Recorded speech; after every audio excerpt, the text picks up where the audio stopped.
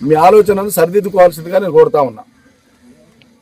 ఇది ఎందుకంటే ఢిల్లీ జేఎన్యూలో ప్రాబ్లం వస్తుందంటే రాహుల్ గాంధీ గారు జేఎన్యూకి పోతారు. అక్కడేం విషయాలు కనిపించవా? అక్కడ న్యాయం ఉంటుందా? ఇక్కడ ఈ పిల్లలకు సమస్య వచ్చిందని వాళ్ళు నిన్న నా దగ్గరికి వచ్చినారు. నా దగ్గరికి రావడానికి కారణం ఏంది?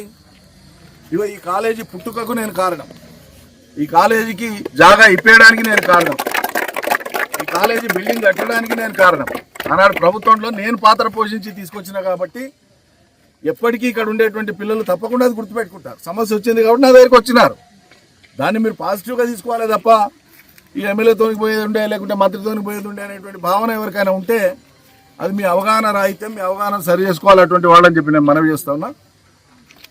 నేను వైద్య ఆరోగ్య శాఖ మంత్రి ఎవరైతే మెడికల్ ఎడ్యుకేషన్కి కూడా ఆయనే బాధ్యులు ఉన్నారో దామోదరం రాజనరసింహ గారు, గౌరవ మంత్రి గారికి నేను లేఖ రాసినాను, ఇప్పుడు విడుదల చేస్తున్నాను. తక్షణం దీంట్లో మీరు ఇంటర్ఫేర్ కావాలి.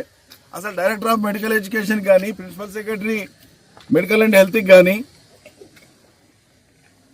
వైద్య ఆరోగ్య శాఖ మంత్రికి కానీ సమాచారం లేకుండా, వాళ్ళకి అనుమతి లేకుండా, వాళ్ళతో కనీస సంప్రదింపులు లేకుండా ఏకపక్షంగా దీంట్లోకి వెళ్ళి మేము కేక్ కట్ చేసి ఇంకోరికి ఇస్తామంటే ఇదేం పద్ధతి? ప్రభుత్వం అందే కాబట్టి ప్రభుత్వం ఇష్టమన్నట్లు చేస్తా అంటే ఇదేం పద్ధతి అవుతుంది? ప్రభుత్వం అందే కలెక్టరేట్ ప్రాంగణం కూడా 25 ఎకరాలు ఇచ్చాం. ఆ చాలా జిల్లాలలో లేవు. గతంలో 1-2 ఎకరాల్లోనే ఉండే గతంలో కలెక్టరేట్లు. మరి ఉమ్మడి రాష్ట్రం ఉన్నప్పుడు మేము ఇలా 25 ఎకరాలలో పెట్టినాం ఒక్కో కలెక్టరేట్, 25 ఎకరాలు పెట్టినాం ఒక్కొక్క ఎస్పీ ఆఫీసు. 25 ఎకరాలు ఉంది కదా అని ఆడ తీసుకుపోయి ప్రైమరీ హెల్త్ సెంటరో అంగన్వాడీ సెంటరో కడతారా? కలెక్టరేట్లో తీసుకుపోయి ఇక్కడ తీసుకొచ్చి స్కూల్ ఎట్లా పెడతారు? మెడికల్ కాలేజ్ క్యాంపస్లో స్కూల్ ఎట్లా పెడతారు? అది ఇంకోతోనే పెట్టుకోమని చెప్తున్నాం. అన్నింటికి మించి ఇంకా మెడికల్ కౌన్సిల్ ఆఫ్ ఇండియా యొక్క నామ్స్ ప్రకారం ఏంటంటే ఎక్కడైనా ఒక మెడికల్ కాలేజ్ కానీ సూపర్ స్పెషాలిటీ కానీ హాస్పిటల్స్ కానీ ఉన్నాయంటే అక్కడ హ్యూమన్ వేస్ట్ కానీ బయో వేస్ట్ కానీ మెడికల్ వేస్ట్ కానీ చాలా ఉంటుంది. పీరియాడికల్గా ఉంటుంది, రెగ్యులర్గా ఉంటుంది. హాస్పిటల్లో జమ అయ్యేటువంటి వేస్టేజ్ అయిన మందులు కావచ్చు, రక్తమాంసాలు కావచ్చు, శవాలు కావచ్చు, జబ్బులు వచ్చిన కారణంగా వాడే మందుల వేస్ట్లు కావచ్చు, అనేక రకాల వ్యర్థాలు ఉంటాయి. ఈ మెడికల్ వ్యర్థాలు ఏవైతే ఉంటాయో వీటిని డిస్పోజ్ చేయడానికి కూడా డిస్పోజల్ ఆఫ్ మెడికల్ వేస్ట్కు ఒక మేనేజ్మెంట్ ఉంది. ఒక ప్రత్యేకమైనటువంటి తరహాలో ఒక మేనేజ్మెంట్ ఉంది దానికి. దాని నిబంధనల ప్రకారంగా దాని పరిసరాలలో ఎక్కడ కూడా చిన్నపిల్లలు ఎక్స్పోజ్ అయ్యే వాతావరణం ఉండకూడదు. ఇది కామన్ సెన్స్. ఇది స్కూల్ పెడితే స్కూల్ పిల్లలు చిన్నపిల్లలు అవుతారు, వాళ్ళు దీనికి ఎక్స్పోజ్ అవుతారు. అది health hazard. Medical council of India నామ్స్కి వ్యతిరేకం. వీటన్నింటినీ ఏవి పరిశీలించకుండా ఇక్కడ జాగా ఉంది కాబట్టి ఆ జాగాలో స్కూల్ కడతామనేటువంటి ఆదరాబాదరా నిర్ణయం తప్పది.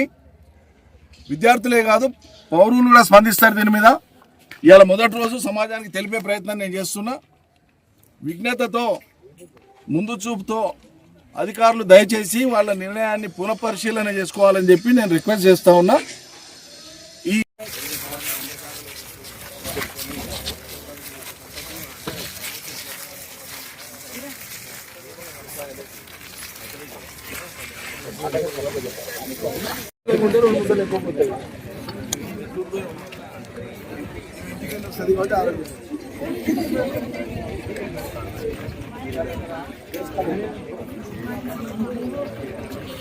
థర్టీ ఎకర్స్ ఉంది నాగవరం అని విత్ ఇన్ మున్సిపాలిటీ.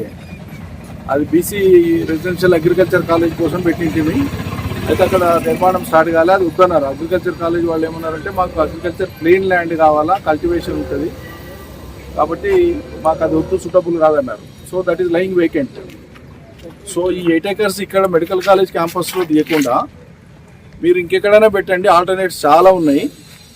ఎందుకంటే ఇది ఫ్యూచర్లో మనం ఎక్స్పాండ్, ఇప్పుడు పోస్ట్ గ్రాడ్యుయేషన్ ప్రోగ్రామ్స్ వచ్చినా, రీసెర్చ్ ప్రోగ్రామ్స్ వచ్చినా ఫ్యూచర్లో ఈ బయోడిగ్రేడబుల్ వేస్ట్ను, మెడికల్ వేస్ట్ను డిస్పోజ్ చేసే మేనేజ్మెంట్కైనా చిల్డ్రన్ హజార్డస్ కాబట్టి చిల్డ్రన్ ఎక్స్పోజ్ కావద్దు దానికి.